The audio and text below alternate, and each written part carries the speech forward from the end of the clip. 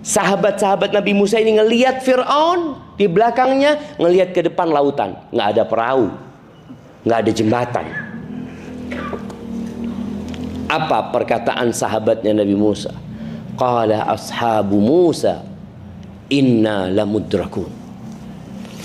Sahabat-sahabat Nabi Musa mengatakan, habis kita sudah, kita akan dibantai, kita udah ketangkap sama Fir'aun. Ini Fir'aun di sini. Apa kata Nabi Musa? Kalla inna ma'iya rabbi sayahdin. Enggak mungkin Allah yang memerintahkan kepada kita melakukan perjalanan ini. Bersama aku ada Tuhanku, dia akan memberikan hidayah. Sudah sampaikah hati kita melakukan amalan itu? Tawakal sama saya, tawakal sama Allah. Padahal sebenarnya dia karena punya tabungan masih aman gitu. Aman lah sebenarnya. Jadi dia nggak tawakal. Dia itu karena punya tabungan. Maka sebagian orang itu Allah bikin habis semuanya. Karena dia belum hijrah seutuhnya kepada Allah Azza wa Jalla. Dia belum semuanya diserahkan sama Allah. Antum nggak ngelihat bagaimana para sahabat Nabi ketika hijrah dari kota Mekah ke kota Madinah, bawa apa mereka jemaah? Rumah ditinggal, orang tua ditinggal, kadangkala bininya pun ditinggal, hartanya pun mungkin yang nggak bisa dibawa ditinggal, usahanya tutup. Berangkat ke kota Madinah, ngapain? Sudah menuju kepada Allah dan Rasul. Kerja apa nanti di Madinah? Usaha apa di Madinah? Yang penting kita menuju kepada Allah dan Rasul. Ternyata sampai Madinah betul nggak ada kerjaan jemaah. Betul, nggak punya rumah. Di mana sahabat tidur? Di masjid. Masjid Nabawi itu tempat tidur jemaah. Masjid ini boleh tidur. Nggak ada tulisan. Oh, di dalam nggak boleh, di luar ditulis boleh tidur. Wallah, di Masjid Nabawi itu tempat tidur, 80 sahabat tidur di sana. Bukan tidur sebentar jamaah. Sekarang sebagian umat Islam itu ya anak husnudzon sama mereka ya. Mereka mungkin melarang tidur karena takut dibuat tidur lama. Padahal sebenarnya kalau bisa silahkan tidur, mau 2 hari, 3 hari, sebulan, tafadhol. Anak pernah datang ke satu masjid, agak jahat masjidnya itu jemaah. Dilarang selonjoran. Anak ngomong astagfirullahaladzim. Sampai kayak gini ya. Ini orang itu kan dalam perjalanan capek, lelah, kepingin lah. Ini kan, ini udah nggak boleh. Mas itu dilarang selonjoran. Astagfirullahaladzim jemaah. Maka kita lihat tadi bagaimana tawakalnya para sahabat Nabi. Sampai udah. Antum tahu sahabat Nabi yang nikah dengan disuruh nyari cincin? Berani dia nikah, jemaah. Antum berani nikah? Ketika Nabi SAW tidak tertarik dengan wanita yang menawarkan dirinya, beliau sedang tidak ingin menikah. Sahabat ini mengatakan radhiyallahu ta'ala anhu ya, in kana laysa laka biha hajah ya Rasulullah fazawwijni iyah. Ya Rasulullah, kalau engkau tidak punya keperluan sama perempuan ini untuk menikahinya, nikahkan dia sama aku. Bayangin ya, gimana sahabat ini mengatakan itu dalam rangka yang menyelamatkan wanita ini, dan kondisinya jadi nyaman gitu loh. Karena perempuan ini datang menawarkan dirinya kepada Nabi SAW untuk dinikahi. Apa kata Nabi SAW? Engkau punya apa? Kata dia. Nggak punya apa-apa. Berani nikah jamaah, itu tawakal. Oh ya nggak gitu juga loh Ustaz. Loh, kan kita bilang tawakal itu amalan hati. Akhirnya Nabi SAW, engkau coba pulang, carilah. Ada usaha. Hatinya tetap bergantung sama Allah SWT. Dia disuruh usaha, ya usaha. Dia sampai ke rumahnya, dia cari ini itu, nggak ada ya Rasulullah. Iltamis walau khataman min hadid. Coba engkau cari lagi, walaupun cincin besi itu jadi maharnya. Ini maharnya aja nggak punya jemaah. Akhirnya dia ngomong, nggak ada ya Rasulullah. Dia masih berusaha. Gimana kalau sarungku ini ya Rasulullah? Bayangin. Ini kalau kita lihat hati orang yang beriman itu jemaah. Gimana kalau sarungku ya Rasulullah? Apa kata sahabat yang meriwayatkan hadis ini? Wallahi laisa ala atiqihi syai'. Demi Allah, di pundaknya orang ini nggak ada pakaian. Dia cuma punya sarung. Nggak ada pakaian atasnya, itu nggak ada jemaah. Apa kata Nabi SAW? Kalau engkau kasihkan mahar buat istrimu, engkau pakai apa? Tapi dia memang sudah. Dia akhirnya diem. Diem dia. Karena dia tahu sudah nggak ada. Lalu Nabi SAW bertanya, hal ma'aka syai' minal Qur'an? Engkau punya hafalan Quran? Punya ya Rasulullah.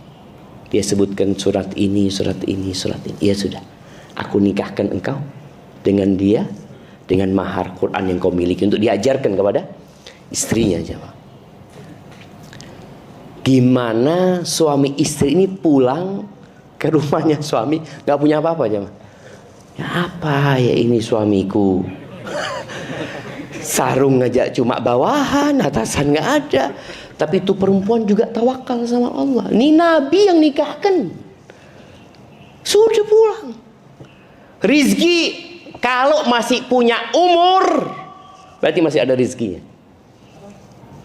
Ingat, rizki dan umur itu jalan bersama jemaah. Rizki dan ajal ya. Makanya orang itu kalau rizkinya habis mati, walaupun masih punya rumah, walaupun di rekeningnya dia ada banyak duitnya dia. Kenapa? Ajalnya udah habis, berarti rizkinya udah selesai. Maka seringkali kita melihat ada orang-orang sebelum yang sakit parah, subhanallah ya. Kemudian tahu-tahu dia sebelum meninggal itu sehat ya, dia minta ini, minta itu, macam-macam sama anaknya, dikasih, bahagia anaknya. Ternyata habis dikasih mati ya. Iya, dia hendak menghabiskan rizkinya. Sudah selesai rizkinya, mati. Maka tadi kita bicara amalan hati itu terkadang, bukan terkadang, seharusnya lebih besar daripada amalan raga. Cinta kita, rasa takut kita kepada Allah ya, tawakal kita, niat tadi. Amalan lisan apa? Zikir. Siapa yang nggak bisa berzikir? Subhanallah, subhanallah, subhanallah, subhanallah. Apalagi orang kalau zikirnya pakai tasbih. Boleh zikir pakai tasbih. Menurut pendapat yang benar atau yang lebih kuat, boleh zikir pakai tasbih. Tapi nggak usah dibawa keluar rumah lah. Antum di rumah mungkin mau zikir banyak, zikir banyak pakai tasbih. Anak zikirnya Ustaz, ya mungkin anak biasanya salawat kepada Nabi alaihissalatu sampai pagi hari itu 1000 kali Ustaz umpamanya. Ya udah, mungkin dia mau ngitung di rumahnya. Takut orang kalau nggak ngitung zikirnya, dia kadang-kadang merasa sudah banyak. Allahumma sholli ala Muhammad wa ala ali Muhammad. Kayaknya udah 200. 200 mana tuh? Belum ngitung. Tapi lebih utama berzikir dengan tangan kita. Nah, zikir itu amalan lisan. Jadi lisan kita beramal, walaupun kadang-kadang nggak nyambung sama hati. Kan ada orang yang zikir nggak nyambung sama hati. Antum habis sholat, apakah langsung connect sama hati antum ketika membaca subhanallah? Kadang-kadang enggak. Subhanallah, subhanallah, subhanallah, subhanallah. Baru mau 33, subhanallah, subhanallah. Baru mulai connect sama hati. Hatinya mulai merasakan kecintaan kepada Allah, pengagungan kepada Allah. Nah, itu yang akan dapat pahala lebih besar lagi nanti. Tapi orang ketika berzikir, insya Allah tetap akan dapat pahala. Seperti baca Quran, itu amalan lisan. Maka berapa banyak orang baca Quran? Apa artinya? Allahu a'lam, tidak tahu anak. Tapi suruh baca, anak baca. Itu amalan lisan baca Al-Quran. Tapi ketika tadabbur Quran, itu amalan hati. Dia mulai mentadabbur Al-Quran. Dan Allah perintahkan, kitabun anzalnahu ilaika mubarakun liyadabbaru ayatihi. Agar ditadabburi ayatnya. Itu kitab diturunkan, dibaca dengan lisannya, dipandang dengan matanya, ditadabburi dengan hatinya. Tapi kemudian iman itu adalah amalan fisik kita. Jamaah rahimakumullah, kalau bicara hati, Abu Hurairah radhiyallahu taala anhu mengatakan al-qalbu malik. Hati itu raja. Wal a'dha'u junudu. Raga kita semua ini adalah tentaranya raja. Fa idza tabal malik tabat junuduhu. Kalau rajanya baik, insya Allah tentara-tentaranya baik. Raja kalau minum, kira-kira tentaranya minum enggak? Ikut minum.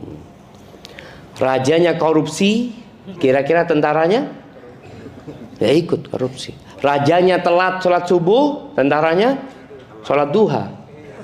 Sholat subuhnya sholat duha. Oh, rajanya telat sholat subuhnya seperti itu. Artinya Abu Hurairah menggambarkan hati ini yang mengontrol semua fisik kita. Jadi kalau ada orang ini, kadang-kala emak-emak ya, menghadapi suami yang mungkin ya, suaminya suka main game, dengar adzan masih main game. Istrinya mengatakan, "Bang, sudah adzan." "Iya, emangnya aku tuli?" "Dengar aku lah." Kita lihat jamaah, dia dengar, tapi telinganya yang dengar, hatinya nggak dengar. Berapa banyak orang yang mendengar dengan telinganya, tapi hatinya nggak dengar. Bagaimana memberikan nasihat kepada suami yang seperti itu? Loh, suamimu ini sedang sakit hatinya, maka yang diobatin hatinya gitu. Jadi bukan ditarik-tarik atau diteriakin, enggak. Bagaimana ngobatin hati? Ini nanti kita akan bicarakan bagaimana cara mengobatin hati. Tapi Abu Hurairah ketika menggambarkan bahwasanya hati itu raja dan raga itu adalah tentaranya. Kalau rajanya baik, maka semuanya akan jadi baik. Wa idza khabusal qalbu.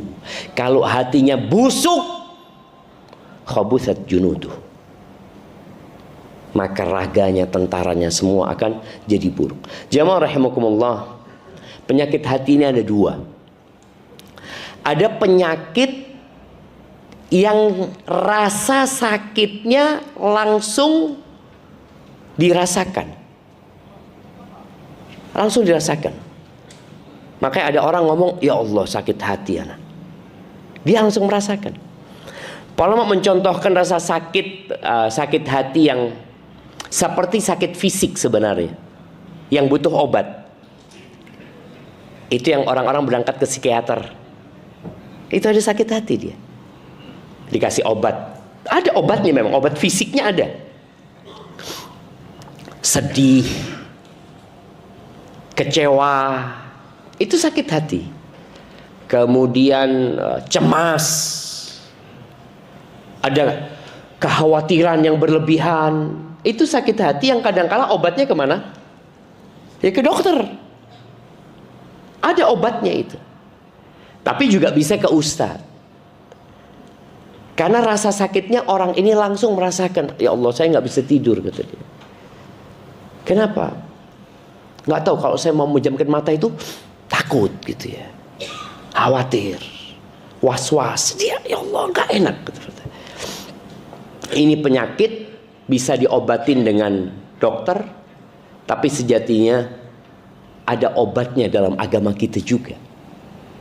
Mengobati kecemasan, mengobati ketakutan, depresi, stres, itu sakit langsung dirasakan oleh fisiknya. Ditambah kurus badannya, makan jadi nggak enak, ada berasa. Tapi ada penyakit hati yang kedua ini, yang orang itu nggak merasa kalau dia sakit. Bahkan tadi kayak orang munafik, sehat, nggak merasa sakit. Kalau dikasih tahu antum sakit, naudzubillah, jangan suudzon sama anak. Allah mengatakan tentang orang munafik apa? Fi qulubihim marad. Di hati mereka ada penyakit. Fazadahumullahu marada. Allah tambahkan penyakit itu, tapi nggak kerasa. Makanya ada orang tersesat itu sakit hatinya sebenarnya, tapi enggak sih. Alhamdulillah anak nggak minum obat apa-apa, anak tidur enak, makan enak. Nah ini penyakit yang bahaya sebenarnya. Karena kalau penyakit yang dirasakan rasa sakitnya, insya Allah dia akan berobat. Makanya di antara doa yang diajarkan Nabi SAW itu tentang penyakit hati yang dirasakan itu, Allahumma inni a'udzubika minal hammi wal hazn. Ya Allah, aku berlindung kepadamu dari kecemasan dengan yang akan datang dan kesedihan dengan masa lalu. Karena orang kalau kena dua penyakit ini, apa yang akan terjadi? Dia nggak produktif. Apabila dia seorang istri, dia biasanya tidak akan menjalankan tugas-tugasnya terhadap suami, anak-anaknya, karena dia sedang, aku sedih gitu loh. Iya, engkau sedih, tapi ada anak-anakmu ini. Karena ada orang yang ditinggal mati oleh suaminya. Kalau tinggal mati suami, kadang-kala senang dia, nggak sakit hati. Alhamdulillah ya Allah. Ada suami-suami yang memang ditunggu mati sama istrinya. Antum kan nggak merasa. Ada perempuan-perempuan yang curhat sama anak-anak, kepingin dia mati. Ngomongnya poligami. Allah, anak doakan mati dia sebelum poligami. Dan ada loh seorang wanita yang ngatakan sama anak, Ustaz, anak hampir dipoligami Ustaz, sama suami anak terus doa minta sama Allah, alhamdulillah mati dia Ustaz. Dicabut doanya sama Allah, nggak sempat poligami gitu. Iya, tadi ada orang yang sakit hati sehingga dia nggak produktif. Kalau dia sedih kemudian dia baca Quran, ya, oh dia dapat obatnya tuh. Dia cemas kemudian dia banyak berzikir, karena dengan berzikir hati akan menjadi tenang sebenarnya. Dia akan merasakan kebahagiaan. Tapi tadi ada penyakit yang orang itu nggak berasa kalau dia sakit. Nggak ada sesuatu beban dalam hidup dia. Dia nyaman aja. Seperti orang-orang kafir. Mereka dengan kekufurannya nyaman. Bahkan mereka membela kekufuran mereka. Bagaimana cerita Nabi Ibrahim dilemparkan ke api sama kaumnya. Selamat dari api neraka keluar. Kaumnya ada yang beriman? Nggak ada. Cuma Nabi Lut alaihi salam. Bagaimana Nabi Nuh alaihi salatu wassalam 950 tahun berdakwah. Tapi karena kaumnya merasa tidak sakit, maka mereka merasa nggak perlu sama Nabi Nuh. Tapi kalau sedih, cemas, orang kadang perlu dibawa ke psikiater. Ini gimana orang ini jadi seperti yang dulu. Tapi ada penyakit yang tidak dirasakan atau tidak menimbulkan rasa sakit di hati. Seperti apa jamaah? Seperti kebodohan. Seperti kemunafikan. Seperti keraguan dengan agama. Dan penyebab penyakit hati ini banyak. Yang pertama adalah kebodohan. Al-jahl. Makanya zaman sebelum Islam itu disebut zaman apa? Jahiliyah. Karena orang kalau sudah ditimpa kebodohan ini, maka semua penyakit hati itu akan mudah masuk kepada dia. Dia dengar orang ngomong seperti ini, percaya. Ingat PKI.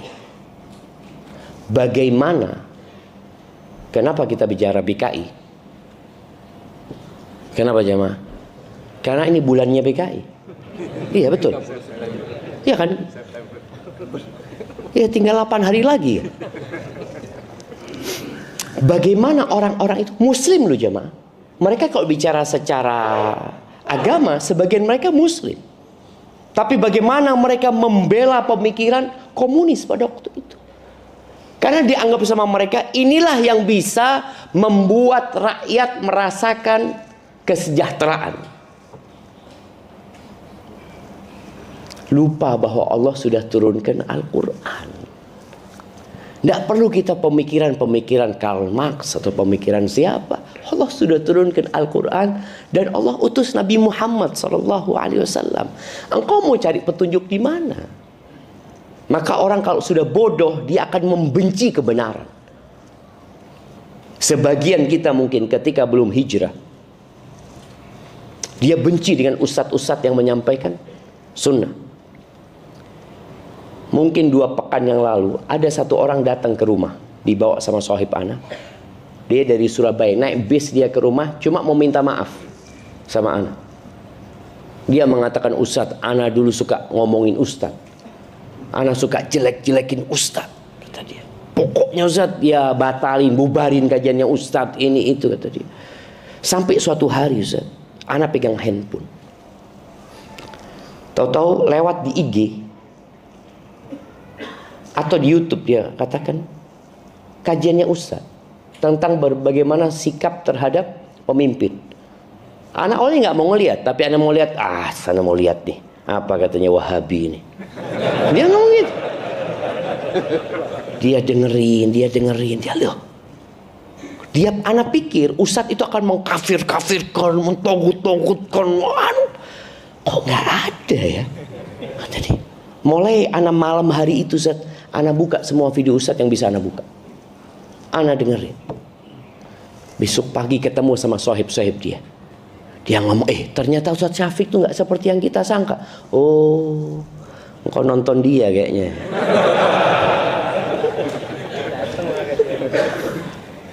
Di situ jemaah. Kebodohan ini memang membuat orang membenci. Bagaimana orang-orang musyrikin itu berusaha membuat orang-orang tidak kenal dengan Nabi Muhammad SAW. Mereka katakan Nabi Muhammad adalah sallallahu alaihi wasallam penyihir, orang gila, terus dukun, paranormal, pendusta. Pokoknya dikasih nama-nama yang buruk supaya orang ini nggak mendengarkan. Sampai ada satu orang kafir, orang musyrik yang lagi umroh, ketika dia masuk Mekah udah dikasih tahu sama orang-orang Quraisy, hati-hati ya, di tempat kita ada satu orang penyihir. Engkau dengar omongannya langsung kau tersihir sama dia. Oh gitu. Namanya Tufail bin Amr ad-Dawsi. Itu Tufail pasang kapas di kupingnya cuma. Karena kebodohan dia. Dia tawaf ya, dia tahu orangnya, oh itu Muhammad namanya sallallahu alaihi wasallam. Setelah dia tawaf ini, terus dia mikir, aku ini kayak orang bodoh, kata dia. Masa aku pasang kapas di kupingku, kata dia. Aku ini tahu mana yang baik dan mana yang buruk, kata dia. Aku mau dengar dari Muhammad SAW. Akhirnya dia datang kepada Nabi Muhammad SAW. Apa sih yang engkau tawarkan ini apa? Nabi membacakan Al-Quran sallallahu alaihi wasallam, membacakan hadis-hadis Nabi sallallahu alaihi wasallam, langsung masuk Islam. Maka kita harus berjuang melawan kebodohan. Kenapa ayat yang pertama turun? Iqra. Iqra, bacaan tuh. Apa yang dibaca Quran? Kalau bicara Tombowati itu yang pertama apa? Baca Quran sama maknanya. Baca. Ketika kebodohanmu terangkat, insya Allah engkau jadi faham. Berapa banyak di antara kita yang sampai hari ini beranggapan riba itu boleh. Riba yang nggak boleh itu rentenir. Iya. Kalau ada seorang anak yang kerja di bank konvensional, tahu-tahu dia mau resign, ngomong sama orang tuanya. Apa kata orang tuanya? Engkau ikut aliran apa nak? Langsung dianggap menyimpang. Karena kebodohan mereka bertahun-tahun melihat sesuatu yang buruk baik, sesuatu yang mungkar ma'ruf buat mereka. Kok tahu-tahu muncul satu orang mengatakan nggak boleh, maka dia akan menentang hal itu. Sampai cerita seorang yang di Jakarta yang dia tanya sama anak-anak yang dia kerja di bank konvensional, dia kemudian mau resign, ibunya marah. Istrinya nggak ridho, gimana sekarang? Akhirnya Ustaz, ana resign, nggak ngomong sama mereka. Tapi tiap pagi Ustaz, ana keluar rumah dengan seragam kantoran Ustaz. Sampai mobil ana ganti, ana buka, ana akhirnya taksi online Ustaz. Bertahun-tahun dia lakukan ini. Karena yang dia hadapi tadi ini orang yang kalau dikasih tahu nggak bisa. Dia punya penyakit tapi dia nggak sadar. Makanya nanti penghuni neraka itu, apa kata mereka? Lau kunna nasma au naqil, kalau dulu ketika kita hidup di dunia kami mau dengar. Kami mau dengar aja. Kemudian kami mau mikir. Yang disampaikan ini ada landasannya atau tidak? Kalau mau itu, makunna fi ashabis sa'ir. Kita nggak akan jadi penghuni neraka. Cuma tadi mereka nggak mau. Kemudian yang menjadi penyebab penyakit hati ini syahwat. Orang yang sekarang kita lihat banyaknya perselingkuhan di negeri kita. Jadi fenomena perselingkuhan ini fenomena gunung es jemaah. Yang muncul di luar itu dikit. Ketika Anda membaca pekerjaan yang rawan dengan perselingkuhan, ada 10 pekerjaan di situ jemaah. Yang pertama apa kira-kira menurut antum? Nah, nanti dilihat di Google kan. Kalau nggak salah, anda udah lupa ya. Kalau nggak salah yang pertama itu penerbangan. Nah, yang kedua itu kesehatan. Rumah sakit, ini itu. Artinya memang daerah-daerah yang rawan laki-laki dan perempuan itu berduaan. Kumpul ini itu, ketawa ketiwi ya, ini itu. Enggak, hati anak bersih. Enggak ada perasaan apa-apa. Anak cinta sama istri anak. Masya Allah. Terus engkau kayak gitu, ya udah lingkungannya kayak gini. Betul sama. Orang sakit tapi nggak merasa. Karena memang nggak ada rasa sakitnya. Yang ada kesenangan malah di hatinya. Ada bapak-bapak yang suka WA sama teman perempuan di kantornya. Ada di sini? Ada. Kadang-kadang istrinya tahu. Kata suaminya, ya Allah, teman kantor, nggak ada apa-apa. Cuma tanya gimana kabarmu ini itu. Ya kita kan sebagai sesama manusia harus memberikan perhatian lah. Apalagi dia janda, kesian. Nih jamaah, ini orang sakit hatinya, tapi nggak merasa sakit dia. Makanya sulit kasih taunya. Kalau orang sakit hati kasih obat penenang. Ini abang, anak kasih obat penenang. Insya Allah abang minum ini nggak bangun lagi bang. Subhanallah. Iya, itu syahwat itu. Kemudian syahwat itu bukan hanya syahwat kepada wanita, syahwat kepada kekuasaan, syahwat kepada harta. Kalau bicara kekuasaan, orang menjadi penguasa untuk apa? Untuk cari harta? Atau harta untuk cari kekuasaan? Biasanya kita sering dengar harta, tahta, wanita. Ini syahwat semuanya. Dan Nabi SAW mengatakan, "Madhibani ja'i'an." Tidaklah dua serigala yang lapar yang dilepas di kandang domba. Gimana serigala lapar dilepas di dalam kandang domba, yang dombanya nggak bisa lari kemana-mana. Lebih merusak daripada hirsul mar'i, daripada ambisi seseorang kepada jabatan dan kepada harta dalam merusak agama seseorang. Jadi rusaknya agama itu lebih parah kalau sudah ada ambisi harta dan kekuasaan daripada rusaknya tuh domba-domba yang dikirimin 2 ekor serigala yang kelaparan itu. Bayangin kalau serigala kelaparan ya, dia ngelihat domba, masya Allah, dia makan ini dikit, lihat itu lari, dia gigit yang ini, lihat wah masya Allah.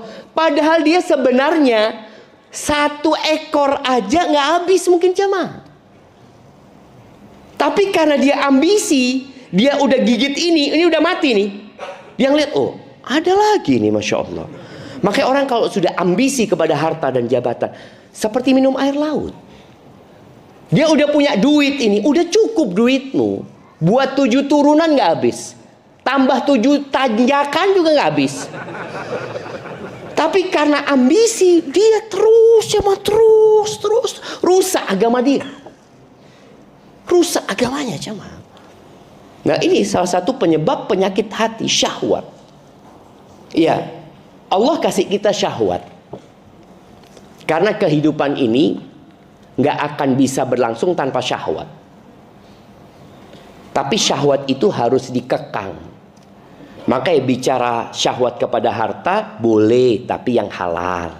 Kan ada, nggak boleh ngambil haknya orang lain ya. Silahkan. Kemudian syahwat kepada wanita boleh apa enggak? Boleh, asalkan dengan menikah. Nggak ada alasan loh.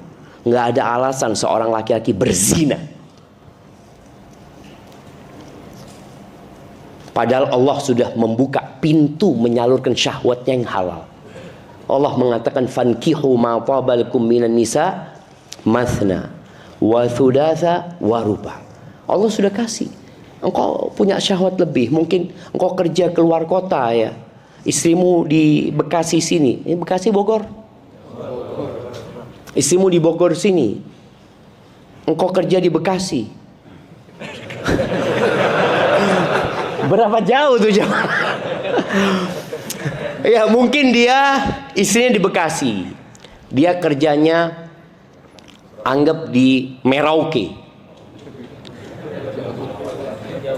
yang dia mungkin berbulan-bulan di sana. Dia punya syahwat, dia mikir ya apa aku menyalurkan syahwatku, pulang nggak mungkin seperti itu. Apa yang bisa dia lakukan? Nikah. Puasa, Masya Allah, keren nih. Nah, nikah, kalau nggak mampu baru puasa gitu loh. Puasa dulu apa nikah dulu? Kata Nabi SAW, barang siapa yang punya kemampuan disuruh apa? Nikah. Kalau nggak mampu nikah, baru puasa gitu kan. Jadi puasa dulu apa nikah dulu? Dia ini udah nikah Ustaz, tapi istrinya jauh gitu loh. Ya mungkin puasa, betul. Tapi ketika nggak mampu, karena terus terang ada di tempat-tempat daerah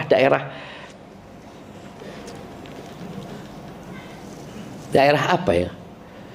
Daerah pekerjaan tambang ini itu ya, yang jauh mereka mungkin berbulan-bulan di sana. Di sana ada pelacur-pelacur yang memang melacurkan diri sama. Sampai anak punya kawan, seorang insinyur dikirim ke sana, sakit dia. Berangkat ada dokternya, lengkap apa semuanya. Dia datang ke dokter. Dok, anak sakit dok, kata dia. Sakit apa? Biasalah dok. Ya Allah, kata dokter. Kok nggak pakai pengaman, kata dia. Loh, sakit apa dok, kata dia. Lah anak pilek dok, maksudnya sakit biasa, sakit pilek biasa. Pikirnya dokter sakit kelamin. Karena rata-rata penyakitnya di sana itu penyakit kelamin. Mereka berzina. Karena mereka berpikir kalau kawin lagi, aduh Zat, kawin lagi ruwet Ustaz. Belum menghadapi mertua, menghadapi kakak ipar, menghadapi istri, sayang sama anak-anak. Aduh enggak Ustaz, enggak, sudahlah. Asallah kalau punya keinginan salurkan dikit nanti tobat sama Allah. Na'udzubillah.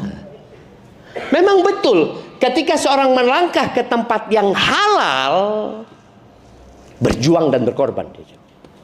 Orang kalau cuma berzina, dia punya uang 100 juta. Kira-kira bisa berzina dengan berapa wanita dia cuma? Berapa wanita? Berapa kira-kira? Ya tergantung tarifnya Ustaz, gitu kan. Kalau yang tarifnya sejutaan dapat 100 wanita. Bayangin coba. Tapi dengan uang 100 juta mungkin dia bisa menikah dengan satu wanita. Dia menikah dengan satu wanita. Tapi ruwetnya bertahun-tahun Ustaz.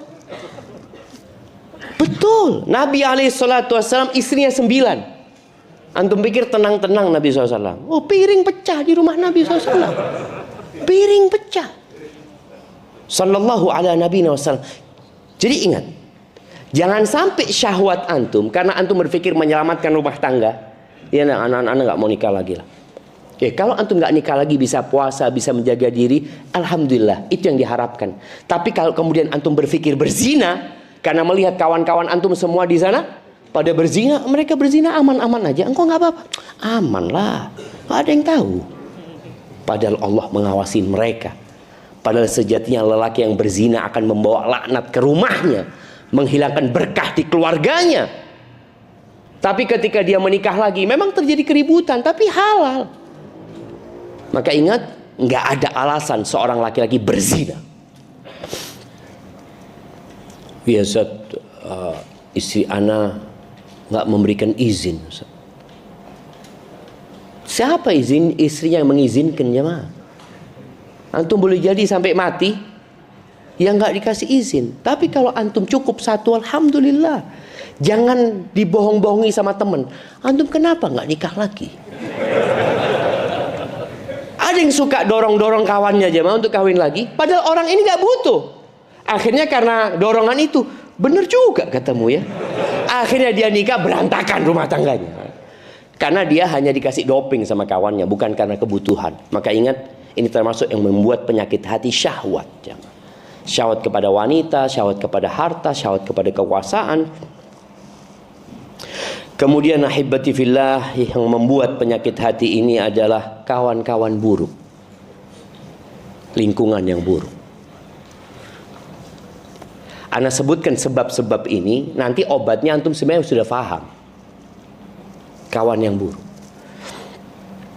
Dan biasanya orang itu akan condong kepada yang sama. Ada klub-klub ya, klub motor, klub mobil ya. Ana pikir dulu klub-klub itu untuk mobil-mobil mewah jamaah, untuk motor-motor mewah. Ternyata enggak. Sampai mobil yang harganya murah pun ada klub-klubnya. Ya komunitas itu. Kalau klub itu untuk kebaikan nggak apa-apa. Nggak, alhamdulillah Ustaz, kita punya klub ini, kegiatan kita sosial. Tapi ya kadang-kala mampirlah ke tempat hiburan Ustaz. Kegiatan sosialnya dilakukan, maksiatnya juga jalan, hati-hati. Maka pilih kawanmu. Karena kata Nabi SAW, al-mar'u ala dini khalili. Falyandur ahadukum man yukhalil. Agama seseorang itu ikut kawan dekatnya. Maka hendaklah dia melihat dengan siapa dia berkawan. Maka alhamdulillah kalau kita punya kawan-kawan yang baik, jaga mereka. Sebelum ana lanjutkan, antum yang di sini semua sudah kenal dengan yang di kanan dan di kirinya? Udah kenal? Kenalan dulu, baru kita lanjutkan. Loh ayo jemaah. Loh antum. Kenal itu saudara antum. Kita ini bicara salah satu penyebab penyakit hati itu kawan-kawan buruk. Dapat kawan baik nggak mau antum.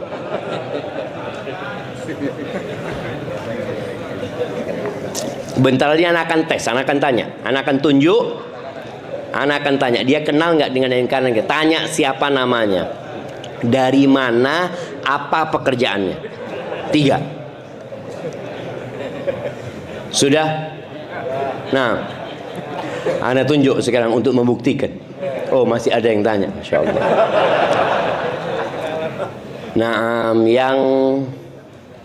Nah, yang pakai kacamata, antum. Iya. Iya. Yang di kiri antum?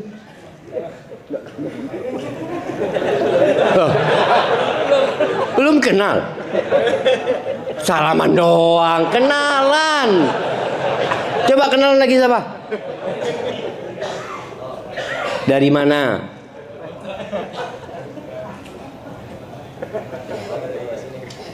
Dari sini.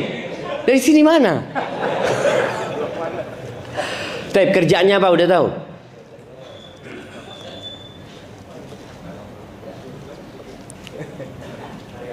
Oke, istrinya berapa? Tanyain. Jemaah kita ini sering datang kajian, tapi kita kayak sendirian. Iya, datang. Habis gitu pulang aja udah. Padahal disinilah kita berusaha mencari kawan baik yang menjaga hati kita. Boleh jadi tukar nomor handphone ya.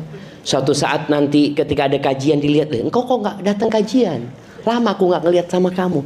Inilah yang dibutuhkan kawan-kawan baik jamaah, yang mengingatkan kepada kebaikan. Kita tuh kalau sama kawan pemain bola, sama-sama suka bola, masya Allah jamaah. Antum lihat bagaimana solidnya pendukung bola itu. Kalau Jakarta apa namanya? Jackmania gitu kan. Itu solid banget mereka jemaah. Seperti itu. Mereka berangkat kemana, nonton ini itu, naik mobil, susah-susah mereka siap. Ada juga termasuk yang anak takjub ya, dengan kesolidan klub Vespa. Iya, Vespa butut itu, ada temennya mati, berhenti semuanya jemaah. Bagaimana? Loh, kenapa kalau ada temennya yang hatinya sakit, dia nggak lagi datang kajian, siapa yang akan membawa dia? Maka di sini kita perlu kawan-kawan baik. Selain kawan baik itu juga punya syafaat kelak pada hari kiamat. Mungkin dia akan ingat kita ketika dia masuk surga. Kemudian lihat, mana fulan yang biasa kajian sama ana di Masjid Al-Furqan, kok nggak kelihatan? Mungkin dia minta sama Allah supaya antum dikeluarkan dari api neraka. Maka tolong, itu termasuk yang merusak hati, kawan-kawan yang buruk. Kemudian memperbanyak hal-hal yang mubah, itu termasuk merusak hati. Seperti apa? Banyak tidur, banyak makan. Kan ada orang yang kerjanya kulineran terus. Ya kuliner sana, kuliner sini, macam-macam dia kemana-mana. Waktunya habis untuk perjalanan saja jemaah. Ada orang yang makan nasi goreng di Dago di Bandung. Makan nasi goreng, ya apa? Kaki lima nih, zen. Pulang lagi sudah ke sini. Loh, gitu doang. Iya. Antum lihat bagaimana orang-orang melakukan hal-hal yang mubah, kelebihan, yang akhirnya hati jadi sakit. Nonton bola boleh nggak? Boleh, tapi kebanyakan nonton bola jadi nggak kajian antum. Kenapa? Kalau kajian, aduh kajian ngantuk Ustaz. Kalau nonton bola semangat. Itu berarti sakit hati antum. Di tempat obatnya hati, antum males. Di tempat penyakit hati, antum semangat. Sehat, banyak ngobrol. Sekarang ini adanya kafe-kafe yang kadang-kala orang duduk cuma beli kopi, ngobrolnya 3 jam. Kajian 1 jam sambil tidur masih. Jadi kajiannya cuma 1 jam, udah selesai, alhamdulillah. Jadi kadang-kala orang itu tadi, hati ini kalau sudah sakit jamaah, dia akan merasakan kenyamanan dengan kemaksiatan, kenyamanan dengan hal-hal yang mubah, tapi hal-hal yang diperintahkan dia jadi nggak nyaman. Maka tolong tadi berusaha untuk menguranginlah hal-hal yang mubah ini. Handphone ini juga boleh punya handphone, boleh sekali-kali antum matikan handphone dari pagi sampai besok, supaya antum merasakan, ya Allah, tenang ya, tenang jemaah. Tapi ada orang yang subhanallah nggak bisa lepas dari handphone. Dia beli power bank yang paling besar ya. Ternyata power banknya habis jemaah. Dia beli kabel 7 meter. Pokoknya bagaimana dia terus terkoneksi dengan sesuatu yang sebenarnya nggak ada manfaatnya buat dia. Ada sebagian orang yang nggak berani matikan handphonenya ketika mau tidur. Nggak berani. Takut ada rezeki Ustaz. Allahu Akbar. Nolak rezeki kan nggak boleh Ustaz. Berusaha kita jemaah. Boleh pegang handphone. Anak-anak saja harus dibatasi pegang handphone. Oh ya kan anak-anak Ustaz belum ngerti Ustaz. Kalau kita bapak-bapak alhamdulillah udah paham.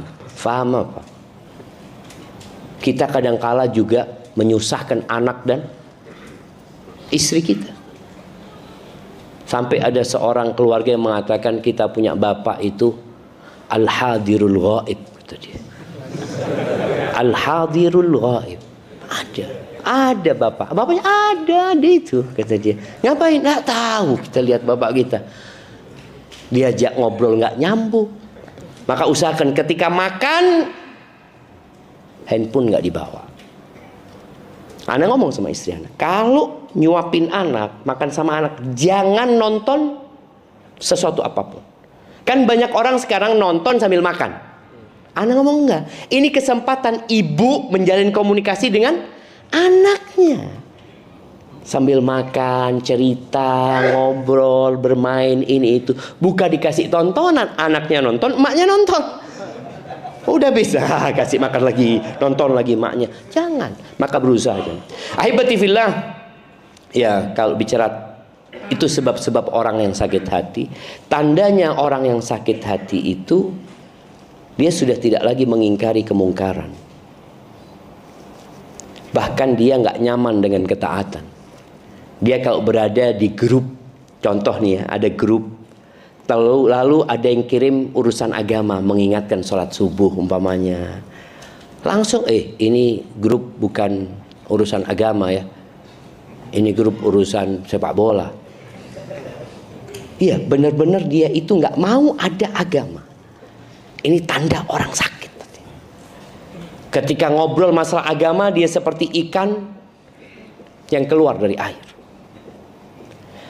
Benci dengan hukum-hukum agama. Jadi kalau sudah bicara syariat, aduh syariat lagi. Apa obat sakit hati ini? Sebagian ulama menyebutkan ada banyaklah obat sakit hati ya. Ada 5 tombok hati yang mungkin sering kita dengar ya. Itu ucapan salah satu dari ulama. Yang pertama adalah qiraatul Quran bitadabbur. Membaca Al-Quran dengan tadabbur. Maka lihatlah orang-orang yang sakit hati. Biasanya dia baca Quran, tapi dia nggak mentadabburi. Atau dia memang nggak pernah baca Quran. Maka nasihat ana, jangan sampai antum memejamkan mata di malam hari kecuali sudah baca Quran. Dengan tadabbur, walaupun 1 ayat. Kalau bisa 1 lembar, antum baca 1 lembar, antum baca artinya, antum renungkan, sudah tutup. Insya Allah kalau tiap hari antum baca Al-Quran 1 halaman, bukan 1 lembar ya, 1 halaman, berapa tahun hatam? 2 tahun insya Allah hatam jemaah. 2 tahun hatam. Nanti ketemu lagi. Tapi jangan sampai ada hari berlalu antum nggak baca Quran. Tolong baca Quran sama ditadabburinya. Antum akan rasakan nikmatnya. Sampai Utsman bin Affan mengatakan, "Lau tahurat qulubukum ma syabi'at min kalami rabbikum." Kalau hati kalian bersih, kalian tidak akan pernah puas baca Al-Quran. Sedangkan kita sekarang ini masih terbebani dengan baca Quran. Mau baca 1 juz aja, ya Allah, buka lagi, tinggal berapa halaman ya? Nanti beda halaman, lihat tinggal berapa halaman, ya Allah, kok nggak selesai kata dia. Antum bisa lihat bagaimana Imam Syafi'i di bulan Ramadan hatam Al-Quran 60 kali jemaah. Anak mikir, ya opo ya, gimana mereka bisa seperti itu? Ternyata hati masalahnya. Lu waktunya Ustaz, Allah kasih berkah di waktu ketika orang baca Al-Quran. Utsman bin Affan diriwayatkan bagaimana dia pernah sholat witir 1 rakaat masuk ke Masjidil Haram. Dia mulai dengan baca Al-Baqarah, ruku ketika membaca An-Nas jemaah. Dari habis Isya sampai hampir subuh jemaah. Nabi alaihi salatu wasallam sampai bengkak kakinya. Bagaimana cerita Hudzaifah bin Yaman ketika dia sholat di samping Nabi sallallahu alaihi wasallam. Kemudian Nabi baca Al-Baqarah. Rakaat pertama ini udah Al-Baqarah, pikirnya Hudzaifah, ya mungkin 100 ayat ruku. Ternyata 100 ayat lanjut jemaah. Oh, mungkin sampai selesai Al-Baqarah. Selesai Al-Baqarah masuk ke surat An-Nisa disebutkan di sana. Sampai katanya Hudzaifah, aku punya niat nggak benar sampai waktu itu. Kepingin niat mufarokoh, dia meninggalkan Nabi sallallahu alaihi wasallam. 1 rakaat baca Al-Baqarah, An-Nisa, Ali Imran. 5 juz lebih. 1 rakaat. Kita kalau terawih berapa juz di sini Ustaz? Terawih. Kurang dari setengah berapa rakaat? 11 rakaat kurang setengah juz jemaah. Bayangin antum. Ini Nabi alaihi salatu 1 rakaat 5 juz. Gimana kalau 11 rakaat? Belum lagi rukunya itu hampir sama dengan berdirinya. Ingat ini sholat sunnah. Kalau sholat wajib, imam harus memperhatikan makmumnya. Kalau sholat sunnah, oh fadol, boleh mau ikut, boleh enggak, seperti itu. Makanya banyak orang kalau sudah imamnya panjang, besok diganti imamnya. Mana imamnya sudah ganti? Ya, yang pertama baca Al-Quran dengan mentadabburi. Usahakan kita setelah dengar kajian ini sudah bikin kesepakatan dengan diri kita. Satu hari, satu halaman sama artinya, paling enggak. Yang kedua, puasa. Ngurangin makan, jemaah. Ngurangin makan. Karena memang banyak makan itu membuat orang ya jadi lemes, jadi malas bergerak. Maka hendaklah puasa sunnah paling tidak 1 bulan 1 kali. 1 kali. Pernah ada sahabat Nabi SAW yang tanya sama Nabi SAW, ya Rasulullah, ajarin aku tentang puasa. Sum yauman min kulli syahr, kata Nabi SAW. Puasalah 1 hari dalam sebulan. Kata sahabat ini, ya Rasulullah, aku mampu lebih dari itu. Sum yaumain. Akhirnya Nabi SAW mengatakan, puasalah 3 hari dalam sebulan. Itu seperti puasa 1 tahun. Artinya kalau tiap bulan 3 hari, 3 hari, 3 hari, 3 hari. Dan sebaik-baiknya amalan itu yang berkesinambungan walaupun sedikit. Karena ada orang yang puasa Ramadan kemudian nggak pernah ketemu puasa lagi udah. Kecuali Ramadan. Makanya orang-orang yang nggak pernah puasa itu ketika masuk Ramadan hari pertama apa yang terjadi? Balas dendam dia aja mah. Balas dendam. Karena dia nggak terbiasa. Makanya kita lihat ya. Orang kalau sudah makan beli takjil, jangan makan, beli takjil. Hari pertama semua dia beli. Dia taruh di meja makan, Allah Akbar, ada kolak, ya, ada ini, ya Allah, lihat jam, ya Allah. Kalau bisa dia telepon ke masjid, nggak bisa adanya disegerakan, Pak. Artinya dia nggak terbiasa, biasakan sebulan sehari. Jadi orang yang nggak pernah puasa sunnah, usahakan sehari sebulan. Itu termasuk tombol hati, jangan. Nanti kalau sudah setahun, alhamdulillah antum istiqomah, mungkin bisa ditambah 3 hari. Alhamdulillah bisa istiqomah, ditambah Senin, Kemis umpamanya. Semua sesuai dengan kemampuan. Tapi paling enggak kita punya amalan puasa dalam setiap bulan. Taib. Yang ketiga, wa qiyamul lail. Salat malam. Paling sedikitnya witir sebelum tidur.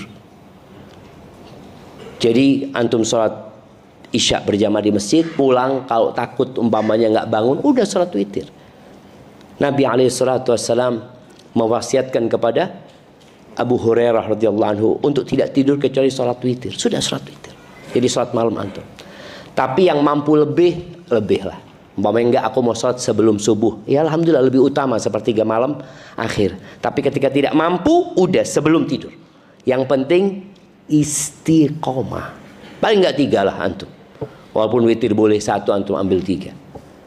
Kalau memang antum males, ya bacanya nggak usah panjang-panjang. Karena ada orang yang mulai awal sholat malam, kan boleh sholat sunnah buka Quran kan? Awal pertama sholat malam langsung baca Al-Baqarah. Kan katanya Ustaz Nabi baca 5 juz, ana coba. Akhirnya besok nggak sholat lagi antum. Enggak, pelan-pelan lah, pelan-pelan. Yang penting istiqomah dulu. Paling nggak sebelum tidur 3 lah. Kalau bisa sebelum subuh lebih baik. Kemudian yang keempat, berdoa di waktu sahur.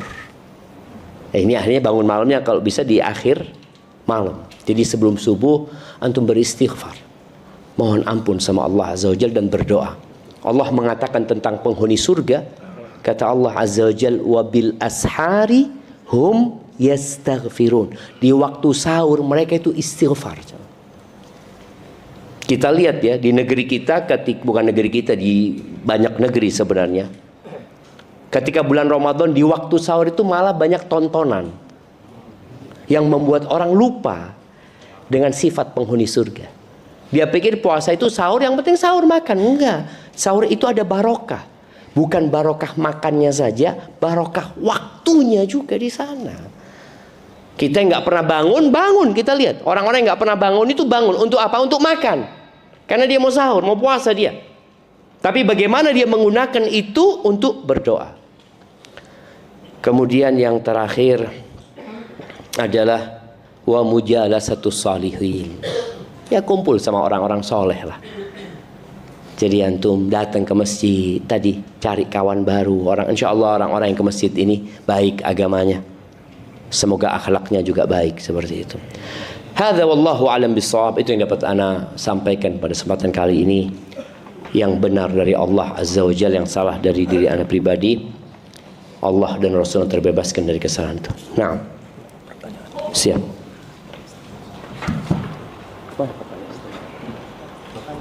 Oh, tanya jawab. Bismillah. Siap. Bismillah.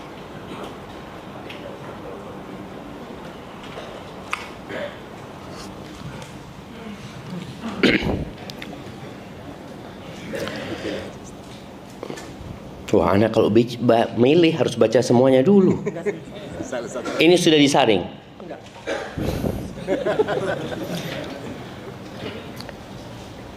Assalamualaikum warahmatullahi wabarakatuh.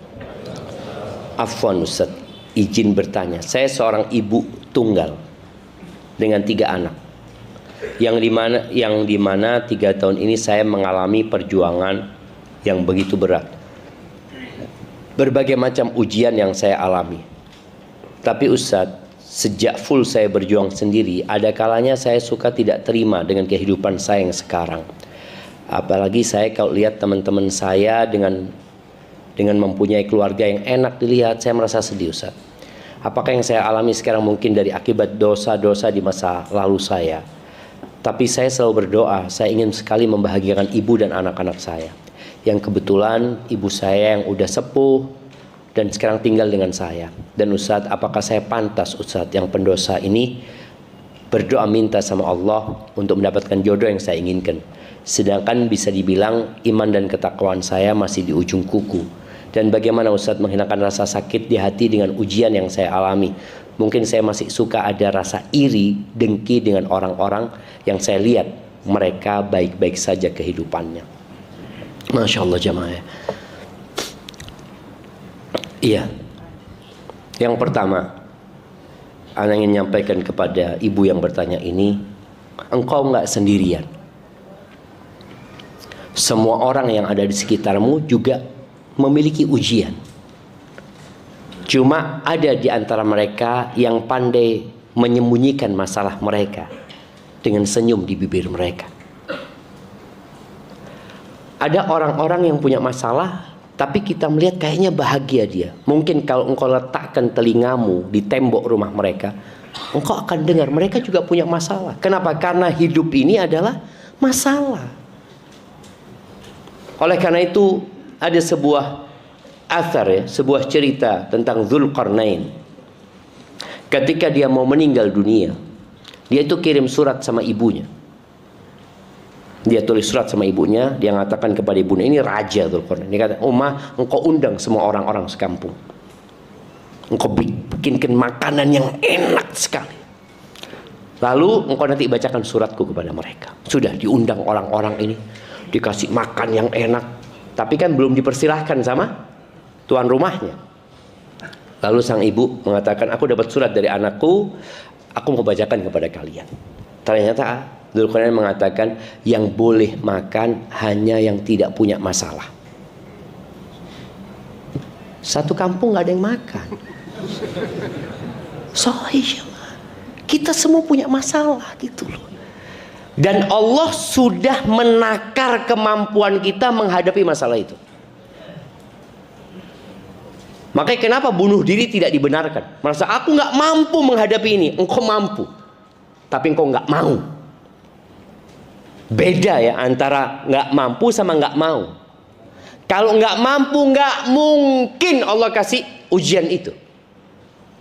Allah itu Ar-Rahman Ar-Rahim. Dan Allah sudah membuat sebuah pernyataan, la yukallifullahu nafsan illa wus'aha. Allah sudah buat pernyataan itu. Lalu kita mengatakan, aku nggak mampu, engkau mampu. Dan kita ketahui bahwasanya tanda cinta Allah itu bukan kenyamanan dalam kehidupan, bukan keluasan dalam rizki, enggak. Bahkan kata Nabi alaihi salatu wassalam, "Idza ahabballahu 'abdan ibtala." Kalau Allah cinta sama hambanya, Allah kasih bala dia. Maka lihatlah bala ini sebagai tanda cinta Allah. Kemudian tadi, harta tidak menjadi ukuran.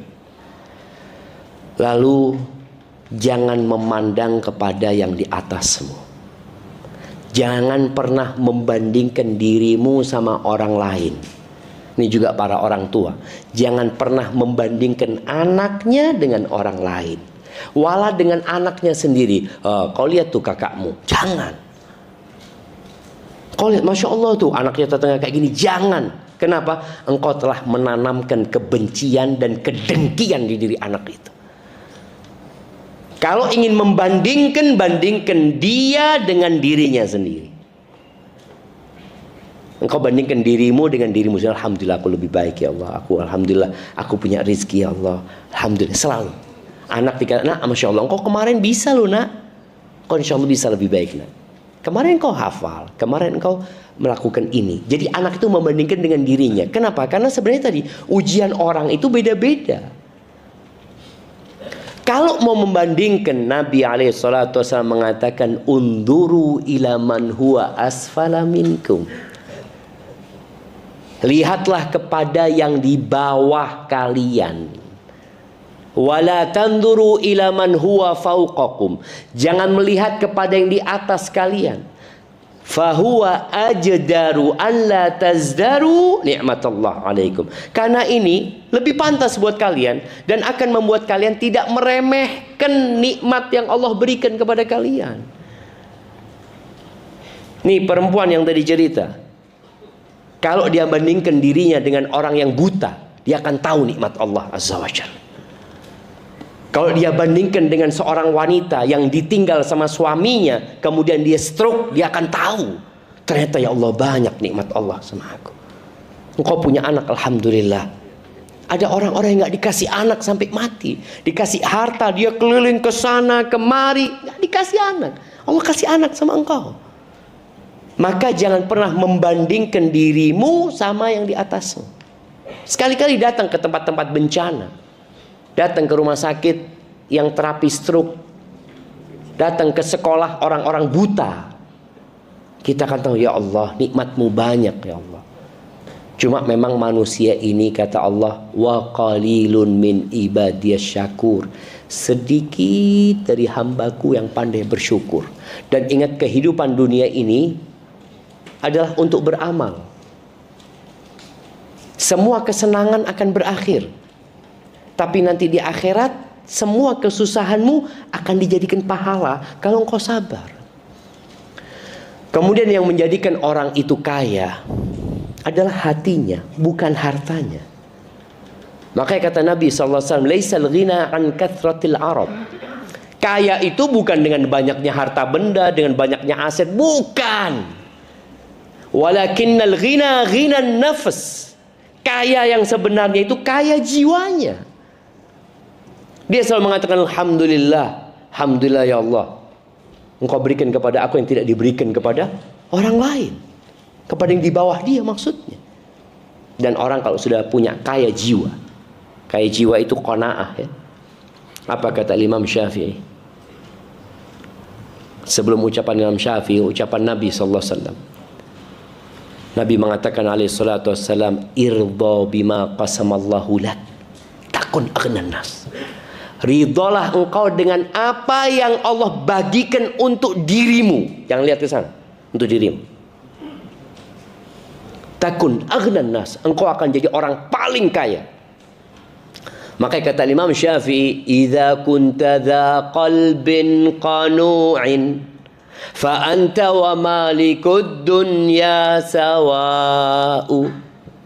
Kalau engkau punya hati yang qanaah, engkau dengan raja yang memiliki dunia ini sama. Bukan sama presiden ya. Enggak, presiden enggak punya apa-apa. Dia cuma punya gaji apa. Ini raja. Yang semua tanah di negerinya milik dia. Engkau sama dia. Dengan cara apa? Hatinya qanaah. Maka perbanyak istighfar, memohon ampun kepada Allah Azza wa Jalla, dan selalu berbaik sangka sama Allah. Allah itu lebih sayang sama kita daripada orang tua kita. Allah itu lebih sayang sama kita daripada pasangan hidup kita. Ketika Allah memberikan cobaan itu, berbaik sangka sama Allah. Lalu kalau bicara pantaskah orang itu meminta jodoh yang baik, loh, minta yang terbaik sama Allah. Kalau minta itu jangan setengah-setengah. Sampai kita yang banyak dosa pun kalau minta surga, minta yang paling tinggi. Tapi jangan Allahumma inni as'alukal firdausal a'la, sholat telat-telat. Ya enggak lah. Seorang yang punya target yang besar, maka dia harus berjuang lebih besar lagi. Barakallahu fikum. Oh, ini kok mati jemaah. Oke. Assalamualaikum tim dan ustadz. Bukan buat antum jamaah ya. Padahal seharusnya assalamualaikum aja gitu loh, supaya jamaah juga dapatlah. Waalaikumsalam warahmatullahi wabarakatuh. Mohon izin bertanya. Saya anak perempuan pertama yang memiliki 3 adik. 2 tahun belakangan ini orang tua saya perang dingin, Ustaz. Bahkan ibu saya sempat kena penyakit jantung yang saya curigai karena beliau banyak pikiran. Ini tadi ada penyakit yang memang sakit, dirasakan. Belakangan ibu curhat bahwa salah satu penyebab keributan adalah ibu saya menemukan bapak saya ternyata penyuka sesama jenis. Alhamdulillah min dzalik. Dan memiliki seorang selingkuhan. Karena berat sekali bagi saya menerima kenyataan tersebut, dan yang paling saya kasihani yaitu ibu saya. Kadang saya nolak karena tidak sanggup mendengar jika ibu bercerita tentang hal tersebut. Tapi ibu saya bisa bercerita ke siapa lagi, Ustaz? Mohon nasihatnya, Ustaz. Apa yang perlu ibu saya lakukan dengan saya sebagai anak, harus gimana? Terima kasih Ustaz dan tim. Allah memberikan kesehatan dan keberkahan selalu. Allahumma amin. Jemaah, lihat ujian orang tuh beda-beda. Ada orang nggak punya suami. Ada orang punya suami, suaminya kayak gitu. Apa yang harus dilakukan? Yang pertama, katakan inna lillahi wa inna ilaihi raji'un. Ini musibah yang besar, bukan musibah yang kecil. Dan ingat, inna lillahi wa inna ilaihi raji'un bukan ucapan untuk kematian.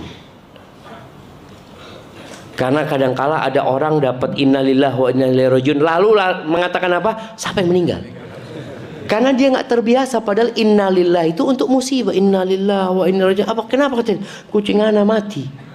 Kucing mati innalillah antum. Oh iya, itu kucing kesayangan gitu loh. Dia sedih gitu dengan kematiannya. Motornya hilang, innalillah wa inna ilaihi raji'un. Sakit ini itu, kecelakaan, kebakaran, apa aja musibah yang menimpa.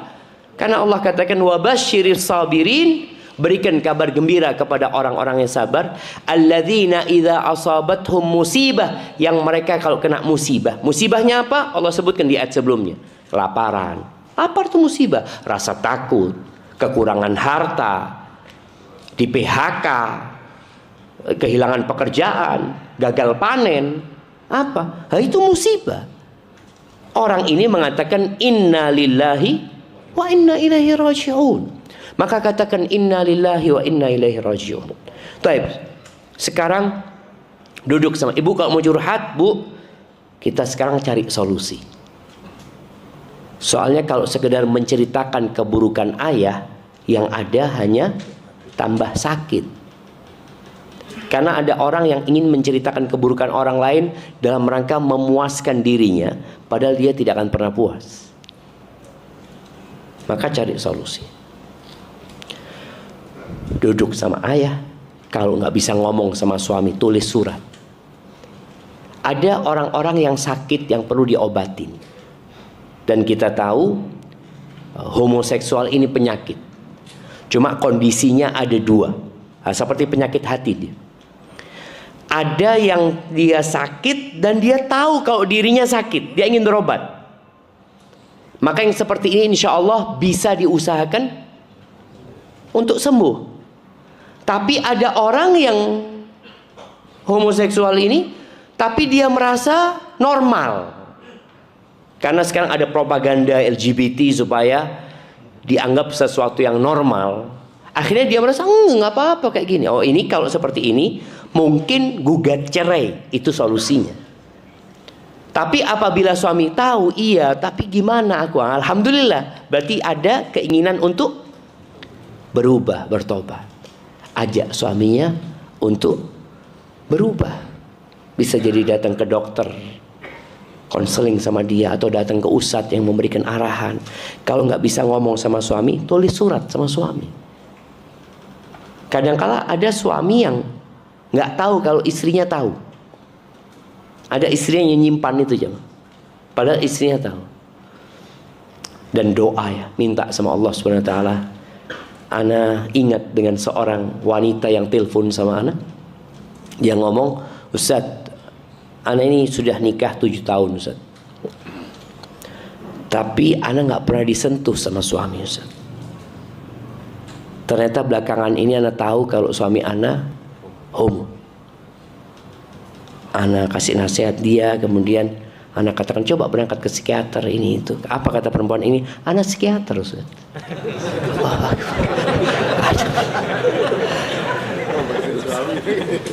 Cuma kadang-kadang ngobatin suami susah. Kenapa? Karena suami merasa pemimpin.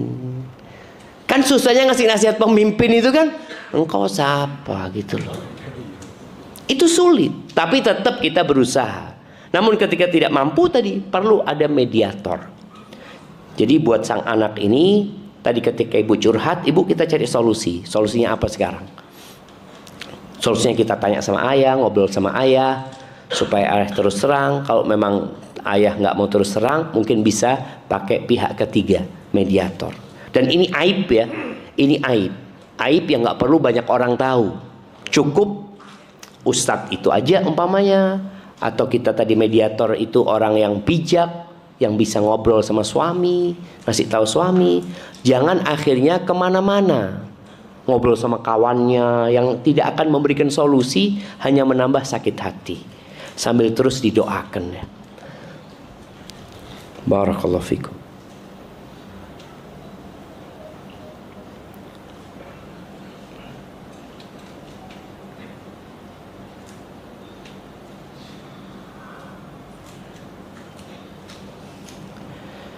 Naam. Assalamualaikum warahmatullahi wabarakatuh. Waalaikumsalam warahmatullahi wabarakatuh. Izin bertanya Ustaz, bagaimana kita memahami dengan sepenuhnya tentang makna atau pengertian kolbu yang sebagian ulama mengartikan sebagai organ jantung, dan makna hati yang secara maknawi seperti bagian dari kita yang mempengaruhi sikap, perilaku dan perasaan kita. Sedangkan hati berbolak-balik, dan kesehatan hati atau kalbu mempengaruhi jasad kita. Apakah jantung kita ini adalah organ yang mempengaruhi perasaan, sikap, perilaku, cinta, tawakal, dan lain-lain? Syukran Ustaz. Iya betul. Cuma diterjemahkan bahasa Indonesianya hati, bukan jantung. Ya ini mungkin masalah terjemahan aja. Bahasa Inggrisnya apa? Al-qalbu. Heart. Heart itu apa? Jantung kan sebenarnya kan. Tapi heart diterjemahkan bahasa Indonesia apa? Hati juga gitulah. Padahal sebenarnya organ itu adalah jantung. Kalau bicara hati, hati itu liver kan? Ini bukan liver. Ya wallahu a'lam dari kata apa ya kok bisa kemudian diterjemahkan jadinya hati. Kemudian kita terbiasa dengan nama hati itu. Jadi jantung inilah yang sebenarnya yang Allah katakan fis sudur, di dalam dada. Kalau liver itu di mana? Di samping kan, bukan di dada sini. Jadi benar memang al-qalbu itu adalah jantung. Dan kita tahu jantungnya baik, organ fisiknya semuanya baik insya Allah. Tapi kalau ada sumbatan di jantungnya udah selesai. Biasanya akan berpengaruh kepada yang lainnya, seperti itu. Barakallahu fikum. Makanya ketika kita berdoa, ya muqallibal qulub, tsabbit qalbi ala dinik, Yang dimaksud adalah jantung kita sebenarnya. Baik, pertanyaan terakhir jemaah. Bismillah Ustaz. Bagaimana menyikapi birrul walidain yang ditutup haknya atau dihalangi haknya? Qadarullah. Orang tua usia sekitar 90 tahun. Hidup di rumahnya bersama 3 anak perempuannya. Yang mereka anak perempuannya sudah berusia juga. Dan dari mereka terbiasa berbuat zalim baik harta maupun zalim kehormatan terhadap kami anak-anak laki-laki dan istri dan anak laki-laki dari istri. Tunggu. Dan dari mereka terbiasa berbuat zalim baik harta maupun zalim kehormatan terhadap kami anak-anak laki-laki dan istri dari anak laki-laki. Ya, istri masa dari anak perempuan? Nah, yang jelas menjadi hak untuk seorang ibu, bagaimana menyikapi birrul walidain yang ditutup haknya atau dihalangi haknya, Ustaz? Barakallahu fikum. Iya, begini jemaah. Sebagian kita itu punya orang tua yang zalim. Mungkin orang tua dulu pilih kasih, yang menyebabkan terjadi kezaliman di anak-anaknya.